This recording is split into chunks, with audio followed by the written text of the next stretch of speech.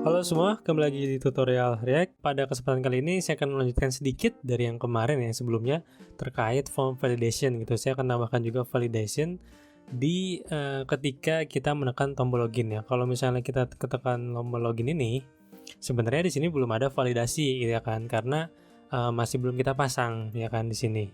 Selanjutnya ini baru ada validasi ketika value-nya itu on change kan, ketika berganti gitu. Ya kan, ini baru masuk nih. Tuh, errornya baru muncul kan ketika memang ininya diganti value-nya. Oke, lanjut aja.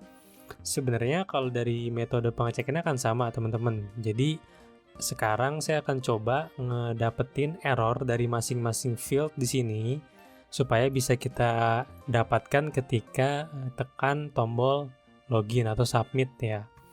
Pertama, saya akan coba bikin fungsi di sini, handle form on submit validation ya. Ini namanya teman-teman bisa bebas ya. Oke, nah hal yang bisa saya lakukan adalah jadi gini. Saya akan coba memanggil field. Field itu artinya berarti semua elemen dari input ya, name, email, dan juga password dari state ini ya kan. Nah, selanjutnya saya akan mencoba mendapatkan error dari masing-masing dengan cara mengecek satu persatu field yang ada di sini. Mulai dari name, email, dan password akan saya cek satu persatu. Caranya bagaimana? Nah, pertama saya akan coba bikin objek ya menjadi array. Nah, kenapa saya akan bikin jadi array? Jadi saya akan melakukan looping satu persatu ya kan. Jadi saya akan coba merubah dengan memakai fungsi object.keys. Nah, buat teman-teman yang belum tahu, ini fungsi apa? Yang pertama, ya fungsi ini sebenarnya cuma satu ya, nggak ada yang kedua. Nah, pertama kalau misalnya ada contoh seperti ini ya, ada variable forms, name, email, password dengan masing-masing value-nya. Ketika kita masukkan ke object.keys dari variabel tersebut, maka yang muncul sebagai keys atau nilai dari keys adalah name, email, dan password gitu. Jadi fungsi ini mentranslate atau mengubah yang tadinya objek menjadi suatu array yang isinya adalah key dari masing-masing objek tersebut. Oke, ini penjelasannya. Nah, setelah saya dapat dari masing-masing names ini, berarti kan sekarang keadaannya adalah nilai names ini setara dengan tadi ya, setara dengan ini nih. Oke, saya akan coba copy ya kan. Setelah itu saya akan coba looping names dari for each ya, dengan for each loopingnya. Kenapa di looping? Karena kita akan mendapatkan masing-masing error dari setiap elemen yang ada di sini, dari setiap input yang ada di sini. Terus apa yang akan dilakukan pada saat looping? Pertama saya akan mencoba mendapatkan value-nya dulu. Value-nya itu didapatkan dengan mengambil dari field ya, field sesuai dengan namanya masing-masing. Saya lupa di sini taruh parameter name. Jadi ketika names di looping, otomatis setiap itemnya adalah name dari input ya, dari ini. Nah, ini adalah value-nya, ya kan? Dan selanjutnya saya akan coba mendapatkan error dari value tersebut. Gimana caranya? Tinggal kita panggil fungsi yang udah kita bikin ini, handle form on validate. Kita masukin masing-masing argumennya ya, parameternya ada nama dan juga ada value-nya. Oke, selanjutnya saya akan coba console dulu ya, apa yang akan terjadi. Console.log error. Selanjutnya, karena ini buttonnya di-trigger atau di-trigger saat submit validation yang otomatis, di sini akan saya tambahkan validation ya, yang saya ambil nilainya dari sini. Ya kan, this dot handle form on submit validation ya kan. Nah, dengan ini maka kita bisa mendapatkan error dari masing-masing form yang ada, dari masing-masing input yang ada pada form ya. Kita akan coba. Saya refresh dulu. Coba saya trigger. Ini masih kosong. Oh, nah, sorry. Ini adalah, biar lebih jelas ya, sebentar biar lebih jelas saya akan langsung saja pakai nama juga seperti ini, name error ya, biar lebih mudah. Oke, saya coba refresh, saya login, saya ketik. Ya kan, di sini ada name, errornya adalah mohon isi field. Errornya dari email adalah mohon isi field, dari password juga mohon isi field. Nah, sekarang kita udah dapat nih masing-masing error dari input yang ada, ya kan. Tinggal kita masukin ke state yang error seperti ini. Ya kan? Nah, di sini saya akan coba return si error tersebut ya. Const errors sama dengan kita bikin objek baru dari errors ya, biar sama bentuknya seperti ini. Mana ya, seperti ini ya.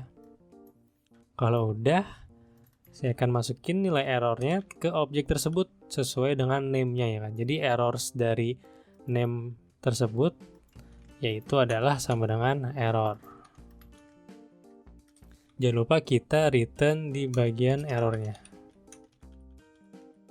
Sehingga nilai dari validation ini adalah error yang tadi kita set di sini ya. Kita coba sekali lagi.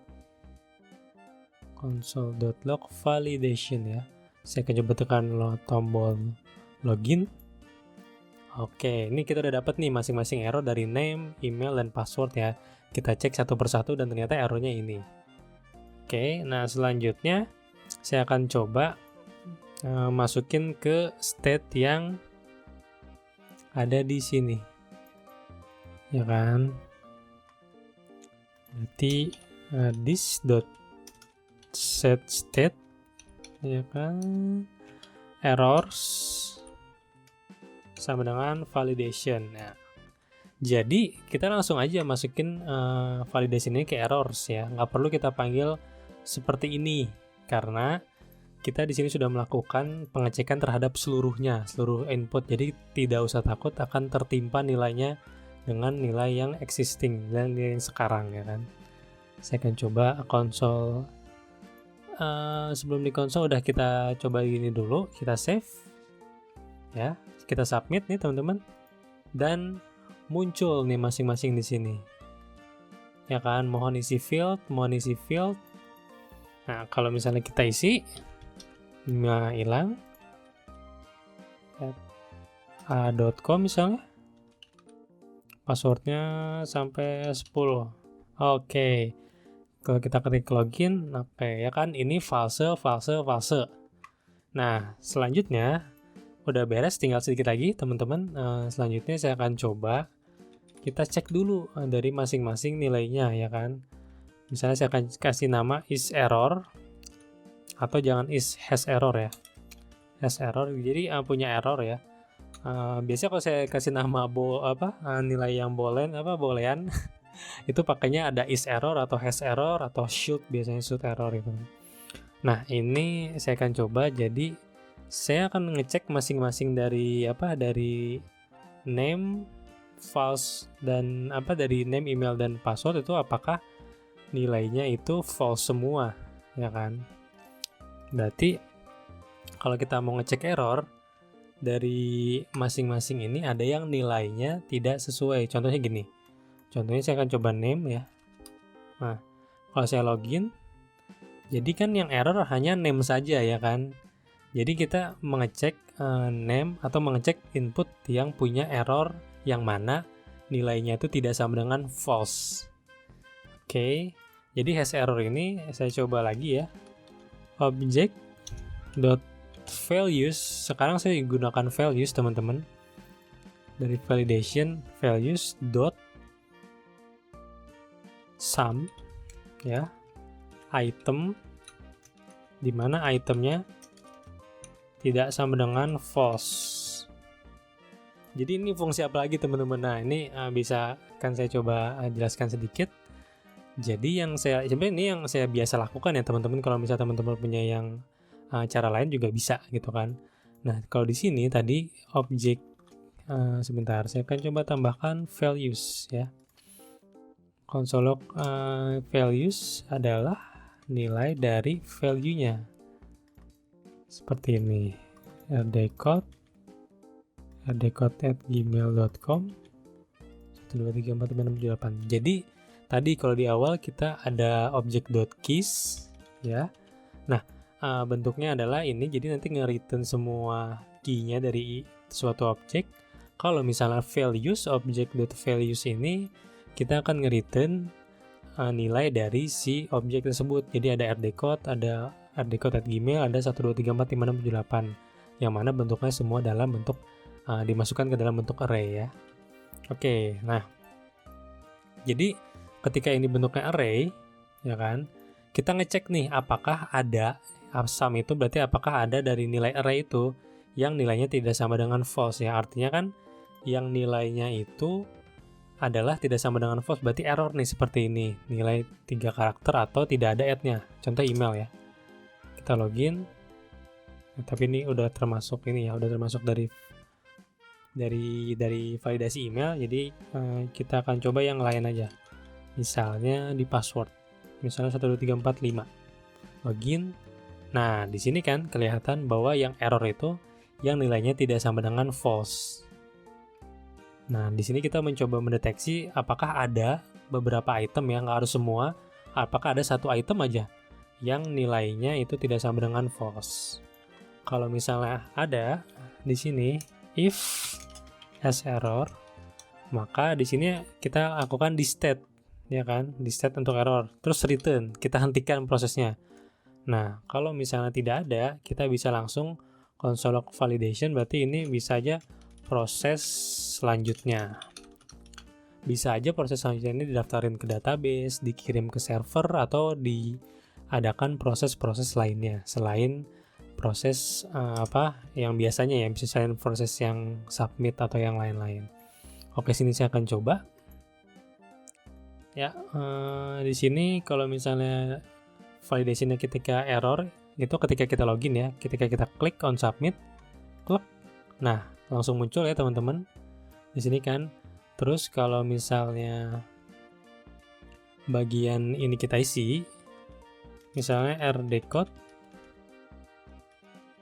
ini error hilang, rdcode@gmail.com misalnya kan, nah isi field masih error 123456778. Di sini jadi kita lihat false ya kan. Kalau udah false dia baru muncul ya kan. Nah, kalau misalnya false juga di sini bisa kita langsung panggil aja sekalian nilainya ya kan, untuk kita adakan atau kita lakukan proses selanjutnya. Validation juga field. Saya akan coba. Ini enggak ya. Saya akan refresh dulu. Saya akan coba. Error yang muncul. Di sini namanya rdcode. Ini rdcode@gmail.com. Ini kita coba login. Nah, ini masih muncul 123456778. Login baru nih. Nah, dari validasinya semua false, artinya semua udah benar. Yang kedua adalah ini nilai dari masing-masing field yang kita masukin di sini. Oke, mungkin itu tambahan aja dari validasi ketika submit. Nah, yang biasanya saya lakukan ya kan, misalnya tanpa tambahan package library lain. Oke, mungkin itu aja dulu terkait form validation ketika disubmit ya, ketika formnya disubmit. Nah, sekian dulu. Semoga bermanfaat dan terima kasih.